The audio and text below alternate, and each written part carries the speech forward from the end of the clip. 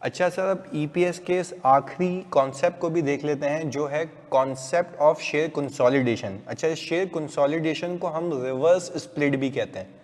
अच्छा, पहले हम सीधी सादी ज़बान में समझते हैं। इसके ऊपर जो आप लोगों ने मेरे साथ शेयर स्प्लिट सीखा, उसके अंदर 1 का 2 हो गया था, यहाँ पे 2 का 1 हो जाएगा। अब वो कैसे होगा, वो सारी चीज़ें करते हैं, पर again again again you need to memorise it कि यहाँ पे मार्केट वैल्यू को हम चेंज नहीं कर रहे, क्योंकि मेरे कंट्रोल में वो नहीं है।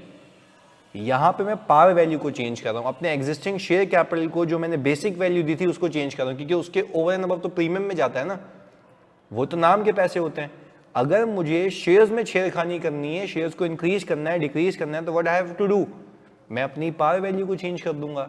बात क्लियर है? खैर, अब मैंने यहाँ पे इसकी डेफिनेशन लिखी हुई है, divide your existing share capital या number of shares into larger amount of shares, so that आपके नंबर ऑफ शेयर्स डिक्रीज हो जाए but share capital will remain same, but share capital will remain same. अच्छा जी, तो अब जरा बात समझिएगा, ये होता क्यों है भाई? आपने कहा कि यार आपका ऑथराइज कैपिटल पूरा होने वाला है। अच्छा, ऑथराइज कैपिटल का मतलब ये है कि भाई आपको नंबर ऑफ शेयर्स पूरे करने होते हैं, अगर वो पूरे हो चुके तो आप फर्दर इशू नहीं कर सकते, ये भी बात क्लियर है।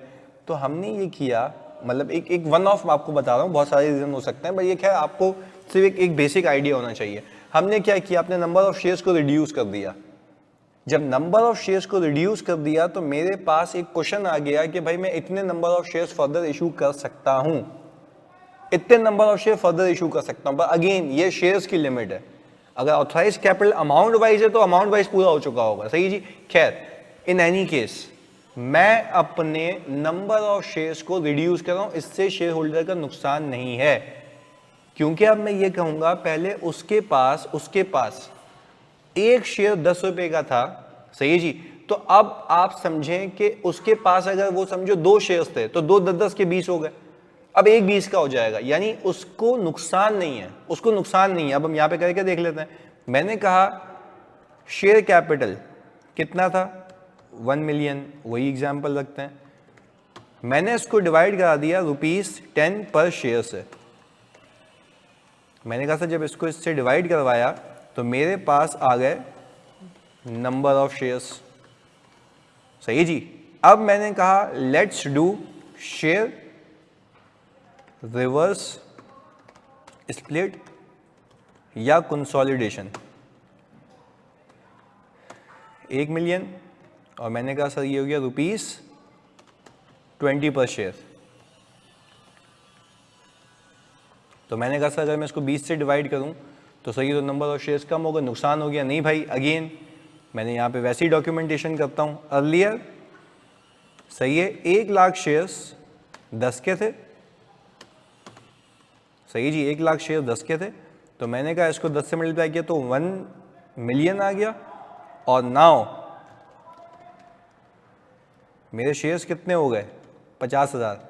पर उस एक शेयर की बेसिक वैल्यू कितनी हो गई मेरे बच्चों? एक शेयर की बेसिक वैल्यू कितनी हो गई सर? आपने कहा एक शेयर की बेसिक वैल्यू 20 हो गई, यानी इनको इन एनी केस नुकसान नहीं है। यानी पहले भी इनको जो डिविडेंड मिलता वो 1 मिलियन पे मिलता, अब भी 1 मिलियन पे मिलेगा। फर्क सिर्फ इतना है कि इनके नंबर ऑफ शेयर्स क्वांटिटी में कम हो गए, दैट्स इट, और एक शेयर की बेसिक वैल्यू इंक्रीज हो गई। तो this is also one of the way to change your number of shares. But again इस वजह से भी आपके पास आपकी इकोनॉमिक वेल्थ में कोई चेंज नहीं आया, इस वजह से भी आपकी इकोनॉमिक वेल्थ में कोई चेंज नहीं आया। तो पता आपको लिख के कैसे देगा? Company made a share consolidation of 1/2। ये तो 1/2 है ना, आधे हो गए ना। जिसके पास 2 शेयर होंगे उसका 1 हो जाएगा शेयर, जिसके पास 2 शेयर होंगे उसका 1 हो जाएगा। बात क्लियर है? खैर, तो हमने ये बात कर ली यहाँ पे, तो ये लिख के देगा आपको। अच्छा, अब एक बात ऊपर भी बतानी थी, यहाँ भी बता रहा हूँ, इसकी वजह से भी लास्ट शेयर की ईपीएस रीस्टेट होगी। वही जैसे फैक्टर से हम करते हैं, क्यों, रीजन समझें।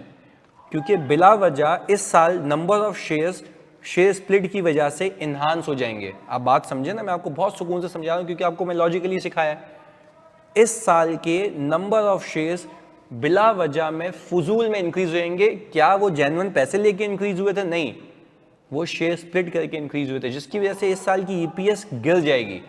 पर this is not the actual representation.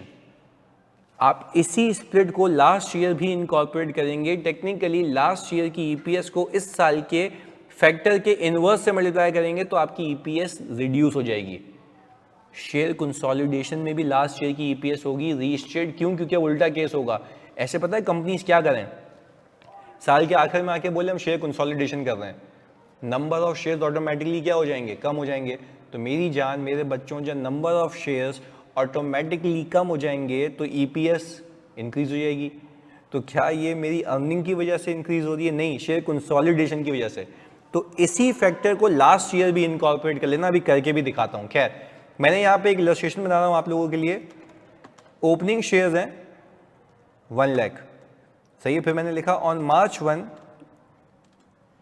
अप्रैल कर लेते हैं, on April 1 2022 company made a share consolidation of 1/2।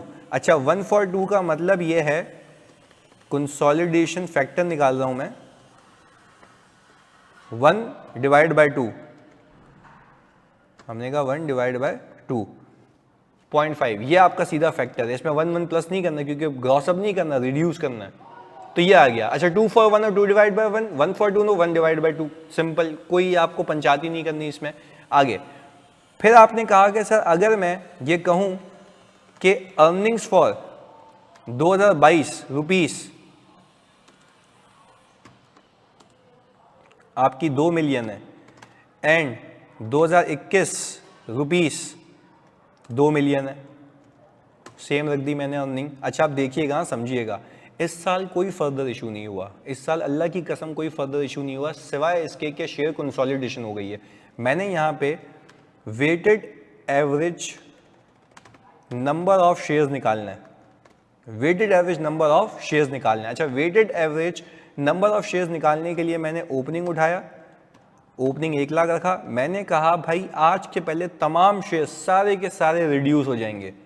तो मैंने कहा भाई इसमें भी तो इकोनॉमिक रिसोर्सेज में कोई चेंज नहीं है ना। जब ज़्यादा कर रहा होता हूँ शेयर्स तब भी बोलता हूँ शुरू से ही है, ये लोग ही हैं, कोई पैसे नहीं है, कुछ भी चेंज नहीं है।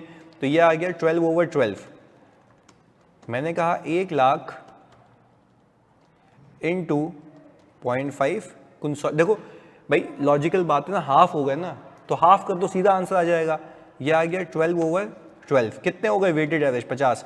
तो सर क्या इसका अलग से लाइन आइटम नहीं होगा? भाई हम तो फैक्टर अप्रोच में सलंग ऐड कर देते हैं ना। ये आ गया वेटेड एवरेज। अब बात सुनिएगा, मैंने कहा 2022 और ये आ गया 2021। मैंने कहा अर्निंग्स कितनी है? सर आपने कहा 2 मिलियन और यहाँ पे भी 2 मिलियन। अच्छा, weighted average shares, weighted average shares यहाँ पे कितने? 50,000।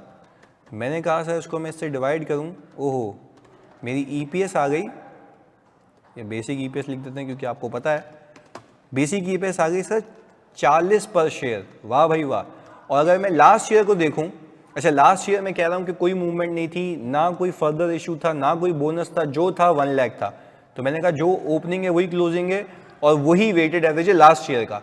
तो मैंने कहा इसकी ईपीएस निकालूं 20। यार ये तो सर कंपनी ने क्या बेहतरीन परफॉर्म किया है। भाई नहीं किया है, ये पिक्चर डिस्टॉर्टेड है, ये गलत पिक्चर है। ये ईपीएस इंक्रीज हो रही है just because of the fact कि आपकी शेयर कंसोलिडेशन हुई है इस बार, जिसकी वजह से आपके नंबर ऑफ शेयर श्रिंक हो गए विदाउट किसी को नुकसान।